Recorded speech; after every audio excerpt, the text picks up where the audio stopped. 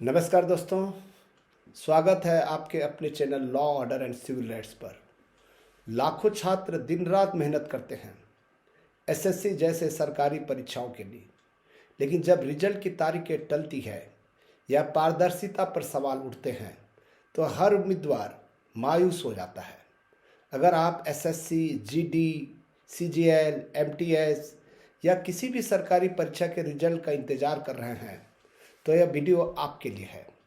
सवाल सिर्फ एक परीक्षा का नहीं है दोस्तों, सवाल है आपके कानूनी अधिकार का। क्या एक नागरिक के रूप में आपको समय पर और निष्पक्ष परिणाम जानने का अधिकार नहीं है? कानूनी मुद्दा जो आपका है पारदर्शिता का अधिकार। याद रखिएगा, लीगल इश्यू जो है right to transparency.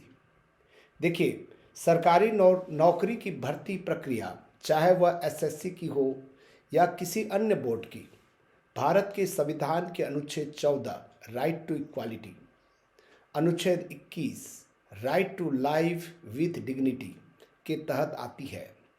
Supreme court ने भी बहुत सारे केसेस में साफ कहा है कि सरकारी नौकरियों में निष्पक्षता और पारदर्शिता सिविल राइट्स का हिस्सा है।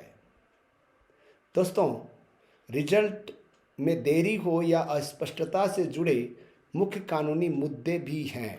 क्या क्या मुद्दे हैं?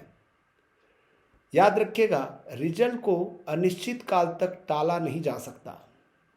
बोर्ड को एक तर्कसंगत समय सीमा के भीतर परिणाम घोषित करना होता है। अगर देरी हो रही है तो उम्मीदवार को इसका वैध कारण जानने का पूरा अधिकार है। सरकारी बोर्ड जवाबदेह है। ये निजी कंपनी नहीं है बल्कि सार्वजनिक संस्था है। अब बात करते हैं सबसे महत्वपूर्ण बात की। अगर एसएससी रिजल्ट 2026 में अनावश्यक देरी होती है या आपको पारदर्शिता में कमी दिखती है तो आप कानूनी रूप से क्या कर सकते हैं? सबसे पहला है सूचना का अधिकार का प्रयोग। सबसे पहला और आसान कदम यही है। आप सीधे भर्ती बोर्ड को आरटीआई दाखिल करके पूछ सकते हैं, रिजल्ट में देरी का सही कारण क्या है? परिणाम घोषित करने की नई तारीख क्या है?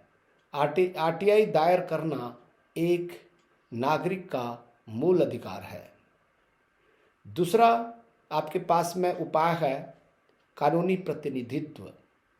यदि कोई उम्मीदवारों को लगता है कि भर्ती नियमों का उल्लंघन हुआ है तो आप सभी एकजुट होकर एक वकील के माध्यम से भर्ती बोर्ड को एक औपचारिक कानूनी नोटिस, लीगल नोटिस भेज सकते हैं।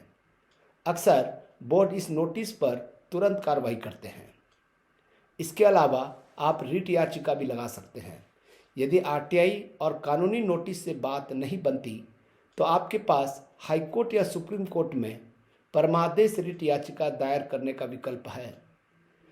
ये जो परमादेश रिट याचिका है, इसका मतलब होता है वी कमांड, यानी कि हम आदेश देते हैं।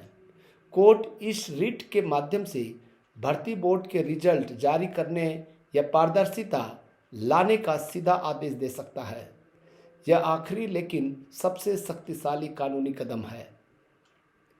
तो सरकारी परीक्षा की तैयारी करने वाले हर उम्मीदवार को यह जानना चाहिए कि आप केवल छात्र नहीं हैं, आप इस देश के एक अच्छा नागरिक हैं और पारदर्शिता आपका कानूनी अधिकार है। हार मानकर बैठना समाधान नहीं है। यदि आपको अपने एसएससी रिजल्ट या किसी भी सरकारी परीक्षा में अन्याय महसूस होता है, अपने सिविल राइट्स का उपयोग करें।